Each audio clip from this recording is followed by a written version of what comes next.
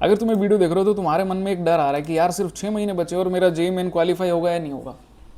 और सच बात तो है कि डर भी फील हो रहा होगा, डिप्रेशन भी फील हो रहा होगा, एंग्जाइटी भी, प्रेशर भी हो रहा होगा, और सबसे ज़्यादा तो फट रही होगी कि यार अब क्या होगा, एग्ज़ाम क्वालिफाई ना हुआ तो। बट मैं तुम्हें इस वीडियो में बताऊंगा कि 6 महीने बहुत एक बड़ा टाइम होता है। पेपर होने वाला है तुम्हारा जनवरी में, अभी क्या है, जुलाई स्टार्ट हो रहा है। 6 महीने, 6 महीनों को सिर्फ 6 महीने में देखो, 6 महीनों को समझो कि वो तुम्हारे पास 180 डेज़ हैं, ठीक है, 180 डेज़। और 180 डेज़ में तो भाई दुनिया बदल जाती है, तुम्हें तो सिर्फ एक एग्जाम के लिए पढ़ना। मैंने इस वीडियो को कुछ पार्ट्स में डिवाइड करा है, स्टेप वाइज बताऊंगा क्या क्या चीज़ें तुम्हें करनी है, क्या क्या चीज़ें तुम्हें नहीं करनी, बिकॉज जो चीज़ें नहीं करनी होती वो तुम्हारा दिमाग ज़्यादा ख़राब करती हैं, जिसकी वजह से प्रॉब्लम्स क्रिएट होती हैं। तो मैं जो चीज़ें बताऊंगा इन्हें फॉलो कर लेना, और इस चैनल को फॉलो कर लेना ऐसी और स्ट्रैटेजीज़ के लिए, टिप्स के लिए। मैं ऐसे PYQs पोस्ट करता हूँ मैथमेटिक्स से रिलेटेड, जो कि तुम्हें बहुत बेनिफिशियल होंगे। स्टार्ट करते हैं इस वीडियो को। सबसे पहला और मैं कहूँगा सबसे इंपॉर्टेंट चीज़, पढ़ाई से भी ज़्यादा इंपॉर्टेंट है कैसे अपने माइंड को कंट्रोल में रखना है। तो first step is mind set reset. कैसे अपना माइंड को रीसेट करना है। सबसे पहले तो ये बोलना छोड़ दो यार कि मेरे से नहीं हो रहा, नहीं हो रहा, मैं नहीं कर पा रहा, मेरा हो नहीं रहा।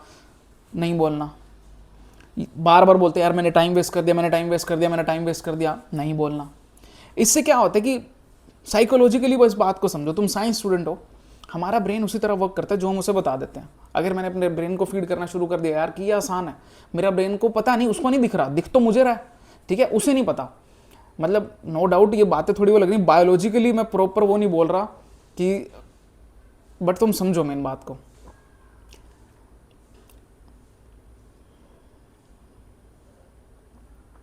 जो हम बोलते हैं हम वही बनते हैं। तो अगर मैं बोलने लग जाऊंगा यार मैंने टाइम वेस्ट कर दिया, मेरा ब्रेन सारा दिन इसी बात की टेंशन लेगा, यार टाइम वेस्ट हो गया, टाइम वेस्ट हो गया, टाइम वेस्ट हो गया, और जो मैं अच्छा करना चाह रहा हूँ वो भी नहीं कर पाऊंगा। तो फर्स्ट स्टॉप सेइंग कि भाई मेरा टाइम वेस्ट हो गया, मैंने टाइम वेस्ट कर दिया। नहीं बोलना, जो हो गया हो गया, जो हो गया हो गया। बट आने वाले जो 180 डेज हैं उसमें दुनिया बदलनी है, उसमें ऐसी मेहनत करनी है जो किसी ने देखी नहीं, ठीक है। इस वीडियो को एक मोटिवेशन की तरह लो कि भाई कैसे हो सकता है।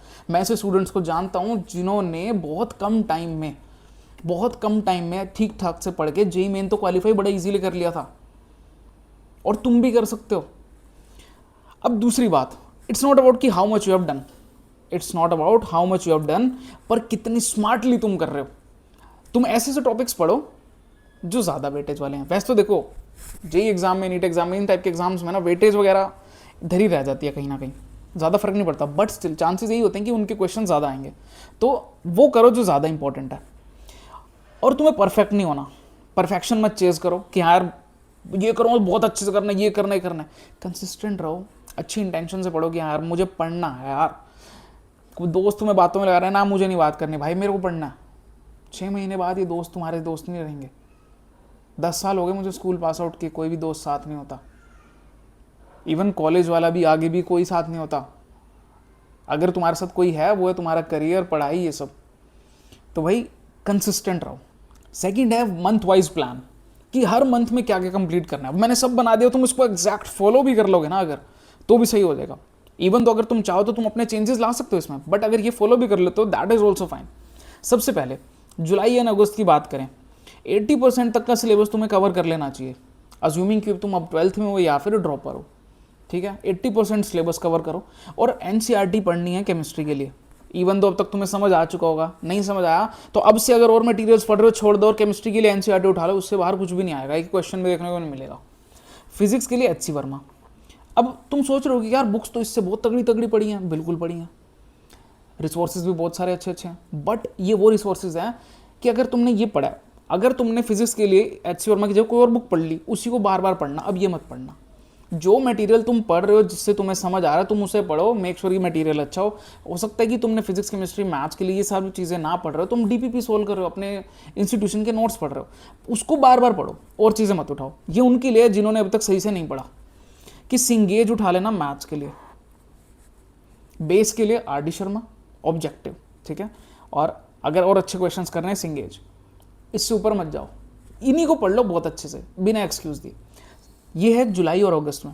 सितंबर में करना है जो भी बाकी रिमेनिंग चैप्टर थे, जैसे 20% तुम्हारा सिलेबस था, वो करके मॉक टेस्ट दो हर 3 दिन में, हर 3 दिन में एक फुल सब्जेक्ट मॉक टेस्ट।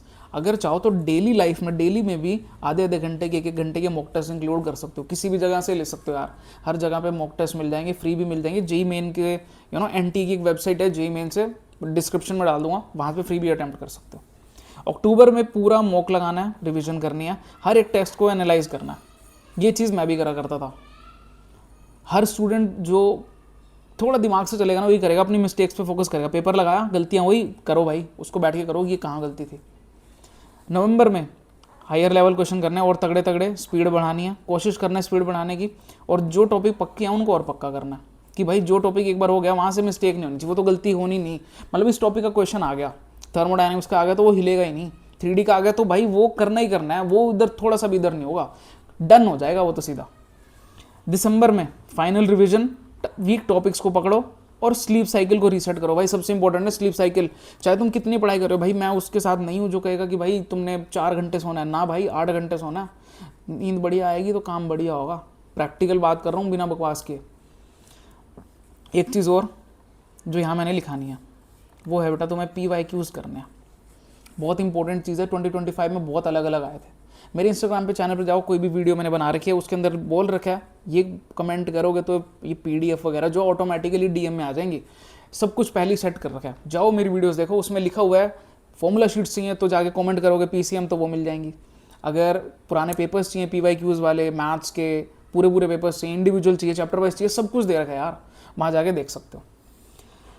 हर मंथ तुम्हें टेस्ट देने हैं, नोट से पढ़ना है, रिविजन स्लॉट बनाने हैं। सिर्फ नए चैप्टर नहीं, बाकी सब पे पढ़ना है। हम जनरली क्या करते हैं, नए नए चैप्टर पढ़ लेते हैं, पिछला जो हो गया छोड़ देते हैं, पिछले को पक्का करते चलना है। पार्ट 3, डेली रूटीन आपका कैसा है, ये बहुत इंपॉर्टेंट है। मैंने एक सैम्पल बनाया कि ये तुम फॉलो कर सकते हो, तुम अपना भी बना सकते हो, डिपेंड करता है कि तुम्हारा शेड्यूल कितना है। सुबह 6 से 9 फिजिक्स।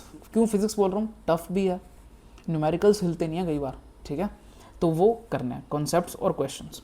9:30 से 11:30 केमिस्ट्री पढ़ो, थ्योरी पढ़ो, NCERT पढ़ो, न्यूमेरिकल करो। ये एक सैम्पल है, अपना मॉडिफाई कर सकते हो। कब तुम्हें अगर सुबह लगता है कि सुबह उठते केमिस्ट्री बढ़िया पढ़नी है तो केमिस्ट्री पढ़ो, तुम्हें लगता है कि तुम मैथ्स ज़्यादा अच्छे से पढ़ सकते हो तो मैथ्स पढ़ो। मैं सुबह उठ के मैथ्स पढ़ता था। फिर दिन में 12:30 से 2:30 बजे तक मैथ्स पढ़ना है, तगड़ी प्रैक्टिस करनी है, क्वेश्चन करना है स्पीड में। गाने मत सुनना यार, देखो गाने मत सुनना। अगर कुछ सुनना चाहते हो तो स्टडी म्यूजिक आता है यूट्यूब पर, स्टडी म्यूजिक मिल जाएगा तुम्हें स्पॉटिफाई पे, यूट्यूब पे, हर जगह, वो सुन सकते हो, उससे माइंड फोकस रहता है। इवनिंग में रिवाइज करने सारे टॉपिक। एरर लॉग, अगर एरर लॉग नहीं मेंटेन कर रखा है, एरर लॉग मेंटेन करो, अब तक बना लो कि भाई मेरी यहाँ गलतियाँ हैं, उसको बार बार देखा करो क्या मेरी गलतियाँ हैं, और कुछ टाइम बाद लगे हाँ यार मैं यहाँ गलतियाँ करता था, अब मेरी गलतियाँ नहीं होती इस जगह, बहुत अच्छा हेल्प हो गया। टेस्ट को एनालिसिस देखो कितना सही मेरे टेस्ट हो रहे हैं नहीं हो रहे। हर एक चीज़ को ट्रैक करो, हर एक चीज़ को ट्रैक करो, प्रोग्रेस मेजर करना है हमने कि कितना प्रोग्रेस हो रहा है। पार्ट 4 कि कौन सी मिस्टेक्स तुमने अवॉइड करनी है।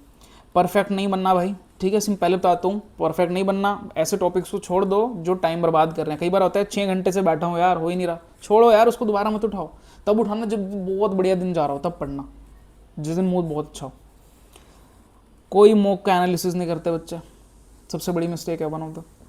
टू मैनी रिसोर्सेज, मतलब ये तो ना एक ऐसा चीज़ बन चुका है, मतलब गुस्सा आता है मुझे।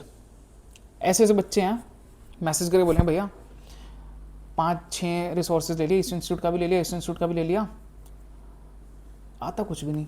इतना गुस्सा आता है फिर उन पर। एक रिसोर्स ले लो, उसको घोल के पी जाओ। साइकोलॉजिकली बोलें तो अगर एक ही चीज़ को अगर हम बार बार पढ़ते रहते हैं, बार बार, तो बाद में ना पिक्चर सब जाएगी, हाँ यार उस जगह ये लिखा हुआ था। तुम 20 रिसोर्स से पढ़ लो, हर में अलग अलग मटेरियल होगा, यार क्या था समझ ही नहीं आ रहा। एक चीज़ पढ़ो, बढ़िया तरह से पढ़ो। लास्ट जो क्विक रिकैप है वो बता दूं, 6 महीनों को 5 फेज़ में डिवाइड कर लो अपने, जो मैंने लिखा सब कुछ, जो मैंने पूरा थे, स्क्रीनशॉट ले सकते हो वीडियो में जाके। डेली प्लान तुम्हारा होना चाहिए, 3 स्लॉट होने चाहिए पढ़ाई के, 1 घंटा रिवीजन का, मतलब 1 स्लॉट रिवीजन का। फोकस करना भाई कंसिस्टेंसी पर, मॉक्स पर और स्मार्ट रिवीजन पर। ये चीज़ काम करती है if only you work for it. तुम्हारे ऊपर है, तुम करोगे तो चीज़ वर्क करेगी, अदरवाइज नहीं करेगी, और करना तो पड़ेगा ही। और एक और लास्ट बात जो याद रखना, तुम्हारे पास टाइम है, पर अगर तुम आज ही स्टार्ट करोगे तो कह दोगे कि यार मैं कल करूँगा, टाइम नहीं है, टाइम जा चुका है, तो अभी करो, आज से करो, बिकॉज अगर अभी से करोगे तभी होगा। इस चीज़ को फॉलो करो। अगर तुम्हें समझ आया, कुछ लगा कि मेरे काम की बात है, बिना बकवास के मैंने बताई है, तो इसको सब्सक्राइब कर लो हमारे चैनल को, इस वीडियो को कमेंट कर दो, ये वाला कर, ठीक है, कमेंट करो, लाइक करो, ना करो, सब्सक्राइब करना है नहीं करना तुम्हारी मर्जी है, नहीं बोलता तुम्हें। पढ़ लो, तुम्हारा करियर पढ़ाई से बनेगा और किसी चीज़ से नहीं बनेगा। पढ़ लो, मिलेंगे अगली वीडियो में ऐसी और ट्रिक्स के साथ। See you in the next one.